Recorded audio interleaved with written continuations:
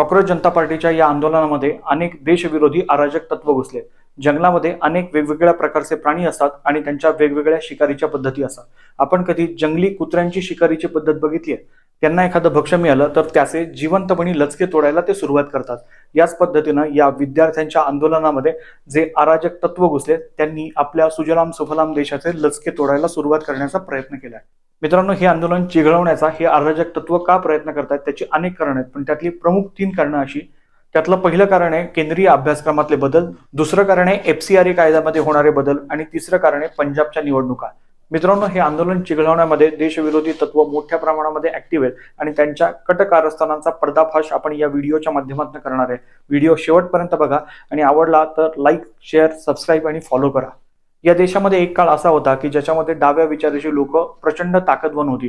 अनेक क्षेत्रांमध्ये ते ताकदवान होते आणि त्यातलं एक क्षेत्र म्हणजे शिक्षण व्यवस्था। त्यांनी लिहून ठेवलेला इतिहास आजपर्यंत आपण वाचतोय आणि त्याच्यामध्ये कुठल्याही सरकारनं बदल केले नाहीत। मात्र मोदी सरकार आल्यानंतर मागच्या वर्षी 2025 मे मध्ये याच्यामध्ये मोठ्या प्रमाणात बदल करण्यात आले। आता हे बदल कशा पद्धतीने होते आणि का गरजेचे होते ते जरा पाहू। आजपर्यंत जी शिक्षण व्यवस्थेचा अभ्यास आपण करत आलो त्याच्यामध्ये आपल्या लोकांच्या म्हणजे आपल्या इतिहास पुरुषांचा इतिहास अत्यंत कमी शब्दात आपल्याला समजावला गेला आणि परकीय आक्रमकांचा इतिहास मोठ्या प्रमाणामध्ये शिकवला गेला। तो का? तर या डाव्या विचारसरणीच्या लोकांना सुटेबल आणि त्या काळातल्या काँग्रेस सरकारला सुटेबल असलेला हा इतिहास होता, म्हणूनसाठी हा इतिहास आपल्याला शिकवण्यात आला। मित्रांनो, एका उदाहरणातूनच हा विषय आपल्याला समजून देतो। छत्रपती शिवाजी महाराज या मातीतले आणि मुघल आक्रमक, पण केंद्रीय अभ्यासक्रमामध्ये मात्र मुघलांचा इतिहास मोठ्या प्रमाणामध्ये शिकवला जात होता आणि छत्रपती शिवाजी महाराजांच्या इतिहासाला फक्त एक पॅरेग्राफ दिला जात होता। आता या डाव्यांच्या विचारांचा पगडा आपल्या शिक्षण पद्धतीवर आणि आपल्या विचारांवरती झाला होता हे सांगण्यासाठी पण एक उदाहरण देतो। औरंगजेबाच्या मागच्या 5 पिढ्या जर सांगायच्या झाल्या तर तुम्हाला मला सगळ्याला सांगता येतील, पण छत्रपती शिवाजी महाराजांच्या 5 पिढ्या आपल्याला कुणालाही सांगता येणार नाही। औरंगजेबाच्या 5 पिढ्या कोण? तर औरंगजेब, शहाजहान, अकबर, बाबर आणि हुमायून। आणि छत्रपती शिवाजी महाराजांच्या मागील 5 पिढ्या सांगायच्या झाल्या तर छत्रपती शिवाजी महाराज, शहाजी राजे, आता मी अभ्यास केलाय म्हणून मालोजी राजे, याच्या पुढे मलाही सांगता येणार नाही आणि 90% नाही, 95% नाही, 99% लोकांना छत्रपती शिवाजी महाराजांच्या मागील 5 पिढ्या सांगता येणार नाही। हा आपल्यावरती असलेला डाव्या विचारसरणीचा प्रभाव होता। आता मोदी सरकारने हाच प्रभाव दूर करण्यासाठी, शिक्षण व्यवस्थेतनं या डाव्यांचा प्रभाव दूर करण्यासाठी मे 2025 मध्ये छत्रपती शिवाजी महाराजांचा इतिहास जो ही लोक फक्त एका परिच्छेदात शिकवत होते आणि मुघलांचा इतिहास सविस्तर शिकवत होते, मुघलांचा इतिहास लिमिटेड करून छत्रपती शिवाजी महाराजांच्या हिंदवी स्वराज्याचा इतिहास एका परिच्छेदावरनं 21 पानांपर्यंत नेला आणि हेच या डाव्यांच्या पोटदुखीचं कारण आहे। मित्रांनो, धर्मेंद्र प्रधानांचा राजीनामा घेऊन त्यांना एक गोष्ट दाखवून द्यायची, तुम्ही कितीही ताकदवान व्हा, तुमची सत्ता कशी असू दे, पण आम्ही लिहिलेल्या इतिहासाची जर छेडछाड करायला गेला तर तुमच्या शिक्षण मंत्र्यांचा आम्ही राजीनामा घेऊ शकतो। आणि हे दाखवण्यासाठी या आंदोलन चिघळवण्याचा डाव या डाव्या संघटनांनी, ASFI असेल, JNU मधल्या त्यांच्या संघटना असेल, त्यांनी घालायला सुरुवात केली।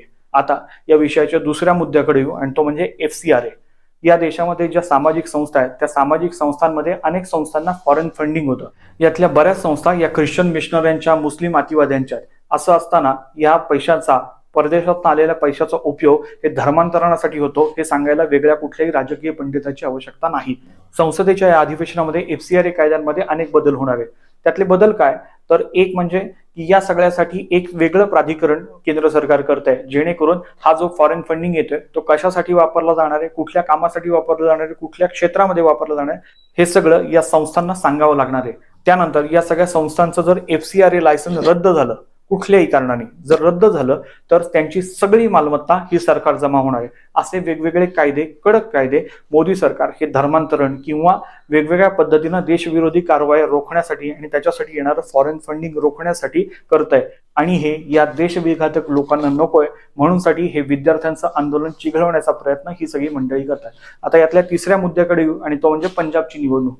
मित्रांनो, हे समजण्यासाठी आपल्याला पश्चिम बंगालचं उदाहरण घेणं गरजेचं आहे। बॉर्डर स्टेटमध्ये देशप्रेमी, देशाचं हित बघणारं सरकार असणं किती गरजेचं आहे हे बंगालच्या उदाहरणावरून आपल्याला लक्षात येईल। बंगालमध्ये जेव्हा ममता दीदींचं सरकार होतं त्या 15 वर्षामध्ये बांगलादेशींचं मोठी घुसखोरी आपल्या देशामध्ये झाली। नुसती घुसखोरीच झाली का? तर नाही, तर पश्चिम बंगालची डेमोग्राफीज बदलण्याचा प्रयत्न, जिथे हिंदू बहुल इलाके होते ते मुस्लिम बहुल करण्याचा प्रयत्न, डेमोग्राफी बदलण्याचा प्रयत्न या सगळ्या सरकारच्या काळात झाला।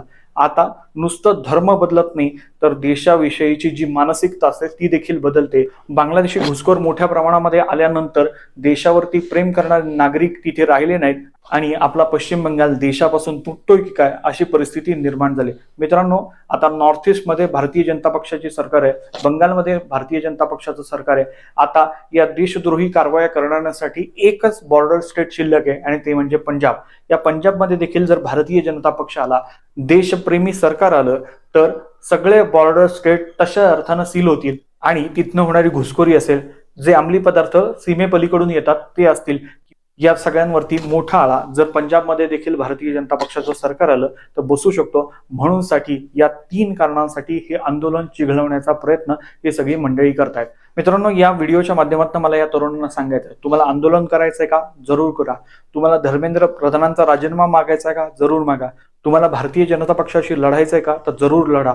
पण जी विश्वरत्न डॉक्टर बाबासाहेब आंबेडकरांनी घटनेची चौकट घालून दिली त्याच्यामध्ये राहून तुमचा उपयोग कोणी देशविरोधी कारवायांसाठी, धर्मविरोधी कारवायांसाठी आणि देवविरोधी कारवायांसाठी करणार नाही याची काळजी घेऊन आंदोलन निश्चित करा. त्या आंदोलनाचं स्वागत आहे. धन्यवाद.